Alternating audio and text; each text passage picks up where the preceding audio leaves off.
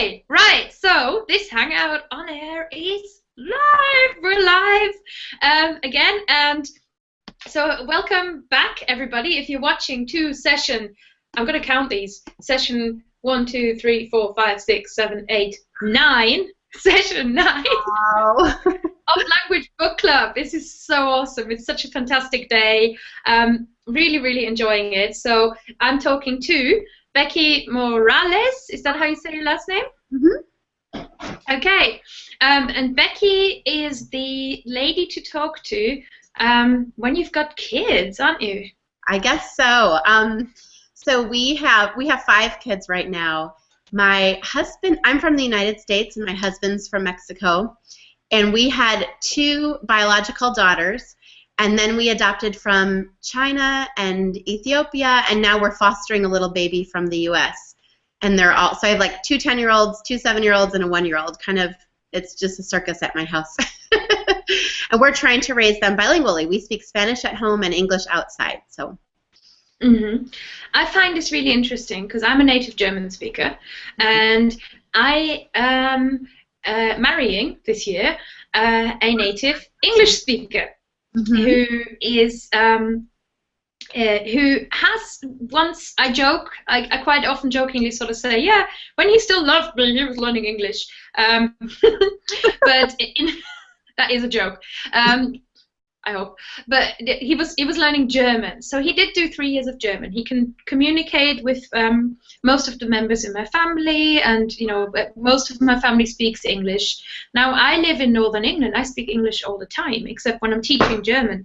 So I always wonder how much work it would be to raise a child bilingually here. How much discipline do you need? What's it really like? Yeah, you're really in a lucky situation because you still have the accessibility to travel back to Germany, and we're really lucky you can travel to Mexico pretty easily. I find it harder when if you're from Iceland and you live in the middle of the country of the United States, it's going to be a lot harder to find other speakers and a chance to get back. So I think that you're lucky that it's so accessible. Yeah. One of the things that has helped so much, even though we're all speaking Spanish to the kids, their friends at first were all English speakers, and so they speak more with their peer groups, and their peer groups influence them so much. So what has helped us is finding families that have kids the same ages as ours that speak Spanish, and when we get together, kind of cultivating the language of, they're fighting over a toy in Spanish, or maybe watching a movie in Spanish, or things that they like to do anyway in the second language. That's helped a lot. Mm-hmm. And do you ever find that a child will consciously refuse to speak Spanish or English? Yes. The funniest thing is that with me, because they know that I speak English, it's my first language, they always want to answer me in English. And even with my husband, even when he's speaking to them in Spanish, sometimes they'll just answer back in English because they know that he can, understand it. But immediately when we bring in a relative that we say only speaks Spanish, or they're in a situation where they meet someone who only speaks Spanish, all of a sudden it's like they're fluent and they're speaking, and we're like, why don't you do that with me? But they just know, and little kids are going to take the easier path. So if they know that mommy speaks English, it's like, why waste the effort to speak Spanish? It's really an effort for me to say, no, okay, ¿cómo se dice en español? And try and get them to recall it in the back of their brain. Wow, it's interesting that you're saying the path of least resistance, because when you imagine, I think a lot of people, when you imagine bringing up a child bilingually, you sort of imagine that their skills in the different languages are going to be equal. Now, I have a nephew who is half German, half Polish, and pretty much everybody except his grandmother and a little bit his mother speak German to him. He's a German speaker. He learned German, blah, blah, blah. He understands Polish from what I can tell, but when his mother switches to Polish, what he does is he goes, don't talk to me like that, I don't want to hear it. Yeah, because it's a little bit harder to have to do it. I think that in that case, if he started to have maybe a little play group in Polish, or there was something, sometimes we do silly things to get our kids to speak Spanish, but it works because silly kind of works with kids. So we have this game in the, we call it Restaurant, but we can only play it in Spanish. We've only ever done it in Spanish, and there's certain games that we only do in Spanish. So the kids have to come into the kitchen, and we have a little menu, and they like ask for a table for 3, and they have to order in Spanish. And we make it silly because I'll be really formal with them when I'm serving them the food. You know, do you want milk or water? But then when I go in the kitchen, I act crazy. I pretend like there's chefs all over. I'm like, hurry up, there's 3 kids and they need milk right now. I need you to hurry up and serve it, bring me this. And I act really crazy, but it's all in Spanish. And they just die laughing. They think it's the funniest thing. And then I'll come to them and be like, here is your milk.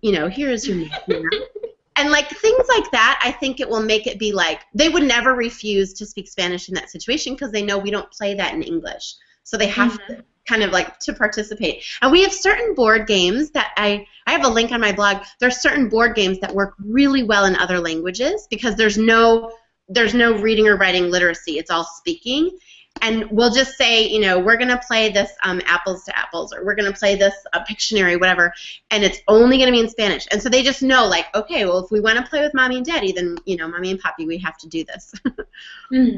Almost like it's fascinating. I remember a school lesson, and I didn't learn any foreign languages until I was 10, and that's when I sort of picked up English.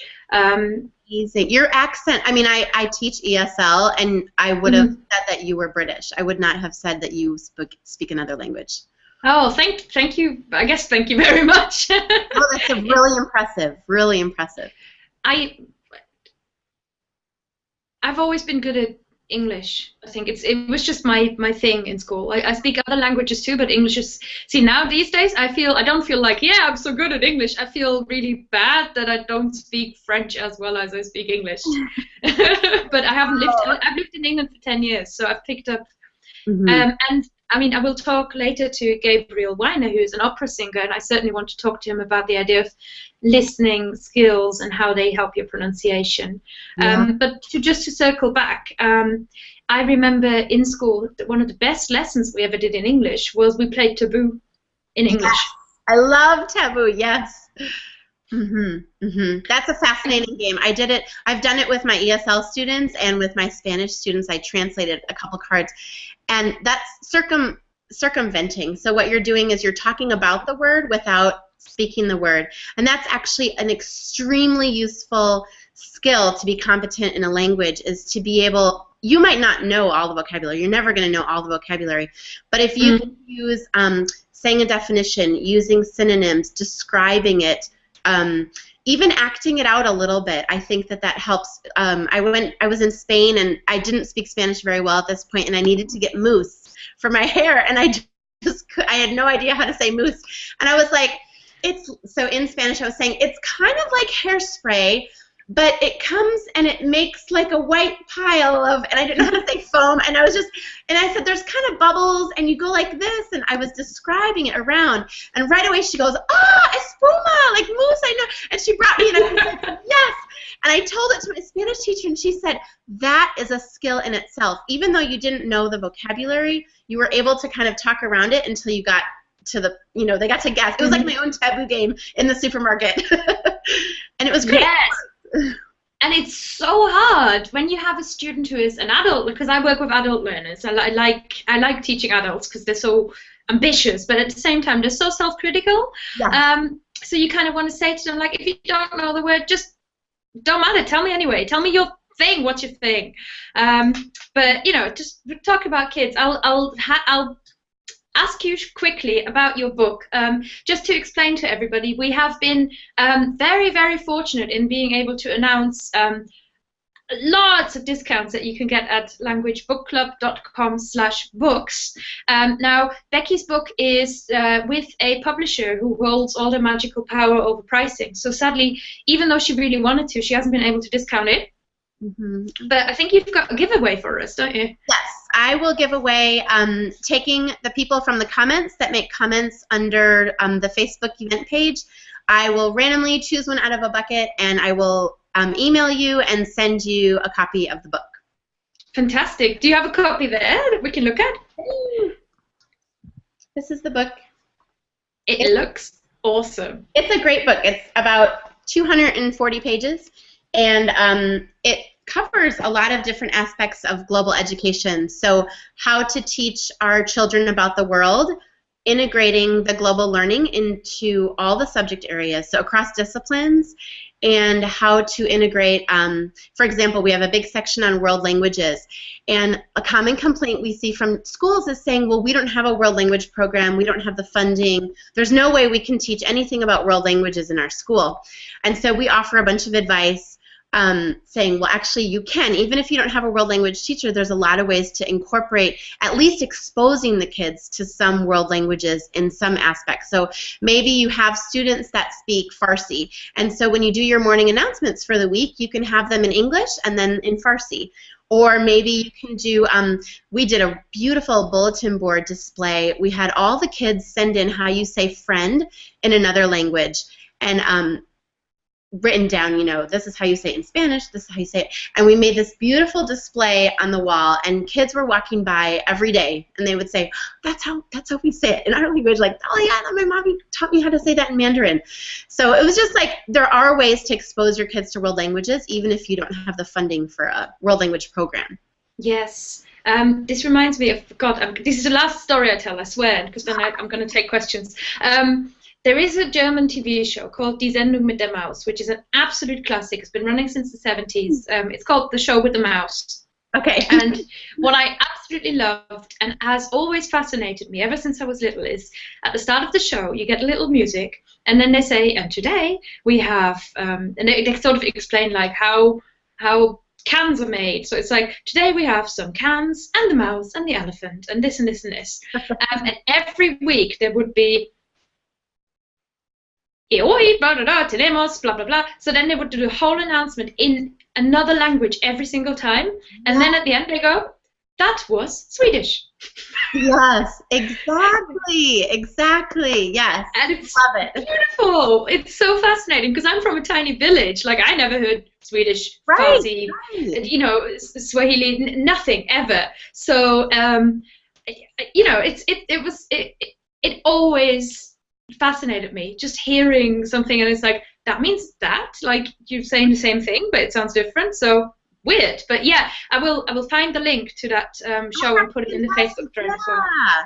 And I think that's the whole idea, is that even just exposing the kids, even just teaching them, guess what, especially the little ones, there's another way to say this. It's not always that you're the right way and this is the only way and this is the best way. There's all these different perspectives and there's all these different ways to communicate in the bigger world, and I think that that's important for little kids to learn. Mm-hmm.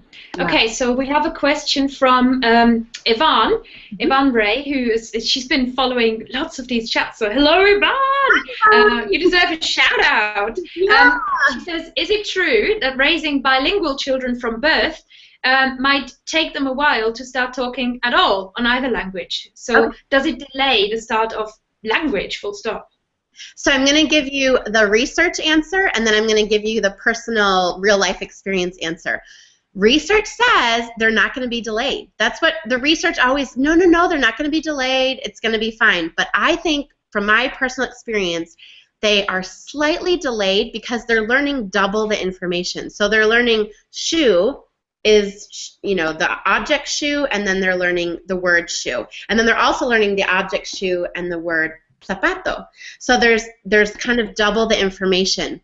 But at the same time, you know that it's going to help them in the long run. You know that the research shows that by age 7, if you can read bilingually, you're cognitively more advanced and can do more difficult, you can understand more difficult concepts if you're raised bilingually. So from my experience, my daughter did speak later. She was about 2 when she started saying words.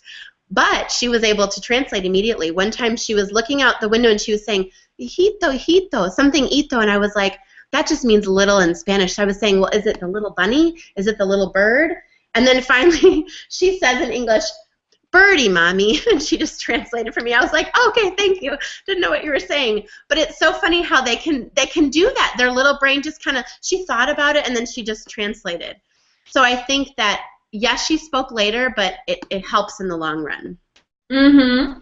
Mm-hmm. Oh, fantastic. So even if they speak later, because again, from I don't have children myself, but I'm observing or I'm witness to the education of a child, and parents worry when their kids don't talk when the books say they talk, right? Yes.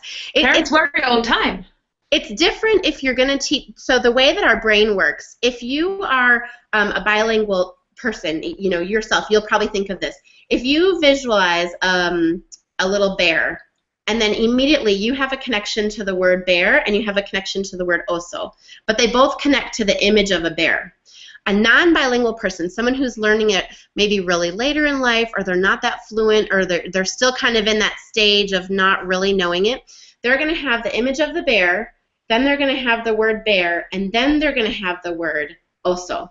So it's going to have to kind of like pass through. It's almost like they have to translate it before they can't just look at a bear and go, oso. Not yet. They might eventually get to that point, but it takes longer. But when you teach it to kids, you're showing them constantly, you're talking and you're saying, bear, oso, look at the oso, and you're saying it. They're going to be able to form that kind of simpler path, and their brain will be able to access either file if you're thinking of a computer. It can either access, if they're in the English mode, it'll access the word bear, and if they're in the Spanish mode, it'll access oso. They don't have to translate it. My kids are actually kind of bad at translating because they're like, oh, what do you want? You know, show me the thing and I'll say it for you, but they're not so good at translating because it's just natural. They have their mapped out that way. Because it's, in a way, you've built a path to here, you've built a path to here, right. but you haven't really built this, which is what adults do more. Yeah. And if you know more, I don't think it's inferior. No.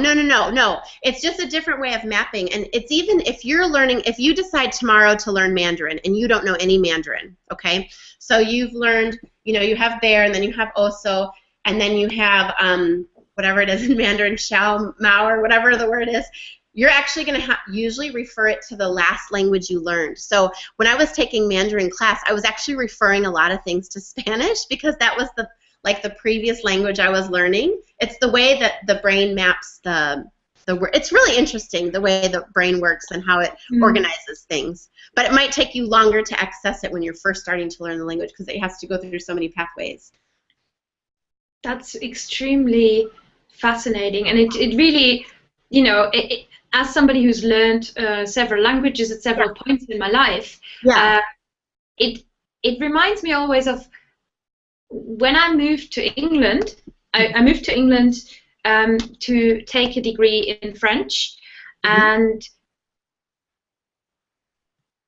before I had always learned French from German, and I really struggled at first, even though I was really good at English. I was really good at German, obviously. I was pretty decent at French. I was really bad at English to French. Right. Because I'd never done that before. It's like different pathways in your brain. They had to form new ones. They had to kind of have these joints between things that you had already learned. That's why they call it scaffolding sometimes, because if you think of a scaffold is like a ladder, or like it's, you know, a construct that they use to build.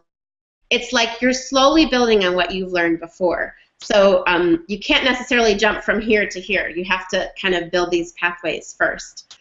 But yeah, it's fascinating also watching kids become bilingual versus watching me trying to learn another language versus my kids. It's just so much easier for them. It's, I wish I were.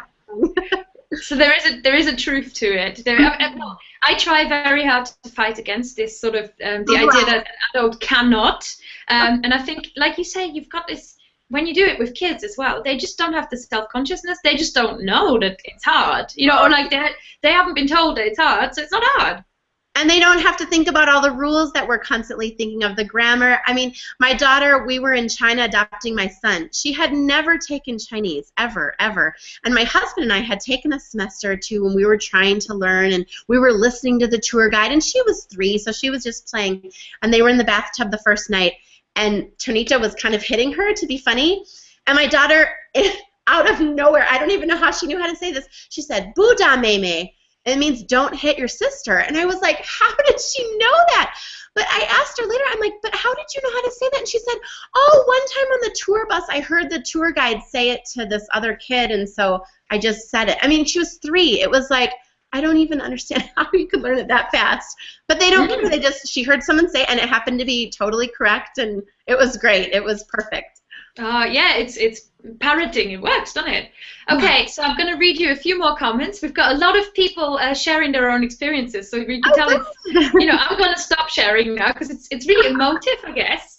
Okay, so Talitha says it's really interesting to her to hear about bilingual children because she was brought up bilingually, and get this, Scottish Gaelic and English in rural Scotland. And she says as a minority language, which Scottish Gaelic really is, it's quite hard to use at all, even in school, which can be taught in Gaelic. But I guess, you know, your environment, there's just no Gaelic about.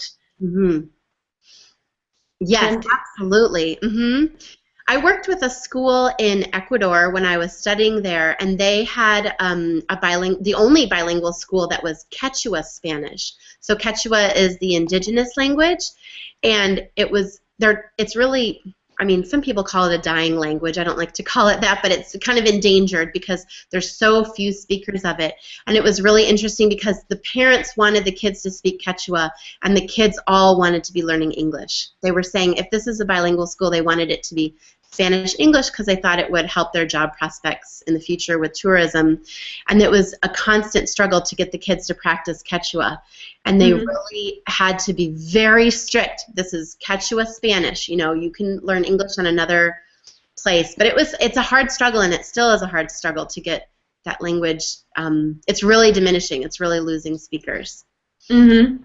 And, I mean, to a kid, you can't really say, you know, you're doing this for the bigger message. Right, right. And what they were trying to do in that school is they were trying to do extracurricular activities in Quechua because they thought it would engage the kids more. So they had a really great soccer coach who would only speak in Quechua to the kids. And, you know, football, I mean, it was like they loved it. They had this dance teacher who only spoke in Quechua. So it kind of gave the kids a motivation that was outside of school. And it was like a fun, they wanted to learn the dance anyway, so then it gave them a way that they could practice the dance and the Quechua at the same time, or the soccer. Yeah, and I think that's really, it's something that adults don't do enough because it's difficult. But learning through the activity and learning through activities is the way to learn. Earlier we had a conversation about computer games and playing your computer games in a foreign language. And I think at least that's one way of really engaging in another language. I had a reader on my Facebook page say that her son, I don't know how it works because we don't have this yet, but it was like a Nintendo game that you can play, I guess, it's through Nintendo, but you play with other people in other countries. And her son was in Mexico, and he was playing with a bunch of people in Canada and the U.S., and so he was practicing English the whole time. And she said it was fantastic because he really wanted to know what they were saying so he could beat them, and he was just like really paying attention. So I guess whatever gets them practicing helps. I would do the same thing. And Khalifa also says she's really interested in your book in general. She says, I studied at a school that focused on fostering international understanding. They're called United World Colleges. Oh, look them up. United World Colleges. She says it's worth looking up. What I found going home after being away at college was how many people weren't even aware of other cultures and what they think. It's really amazing. I brought in my sister-in-law from Mexico to a high school. This is 14 to 18-year-old kids, and I told them to interview her in Spanish. So it was a Spanish 2 class. I thought it would be perfect practice, speaking practice. And she's from Mexico City, which is one of the largest cities in the world. And they were asking her questions like, have you ever seen an apple? Do you have cars in Mexico City? I'm not kidding. What was another thing? So she was answering really politely. She was saying, yes, we eat apples, you know, every morning for breakfast or whatever. And they said, have you ever seen a car? She said, actually, most of the cars that you drive to school were manufactured, at least in part, in Mexico, even if they're Japanese cars or German, you know, whatever cars they have huge manufacturing plants there. And they were just like in shock. They were like, you have factories in Mexico? And she was like, yes, it's one of the largest cities in the world. And their minds were blown, and my mind was blown because I'm thinking, how did you get this far in life and you don't know about the country that borders our country? I mean, it was shocking to me. And I know that this was a low-income school, and you know, a lot of the parents were uneducated, but it was still shocking to me that they had gotten this far. And so one of the reasons why we wrote this book is because I feel like high school is too late. That those lessons should have already been established when the kids are younger. They should already know that there's a world out there and there's so many different perspectives, and we need to be able to know how to communicate, whether in another language or even if we're both speaking a second language trying to communicate. All the nuances of language and perspective and how people think differently, I think that you can start practicing it at a young age. I don't think you have to wait until they're in high school or college. I think that can start even in kindergarten, in first grade. I had a teacher one time, she was from India, but she's teaching here, and she said, none of my kids can understand me because I have a strong accent.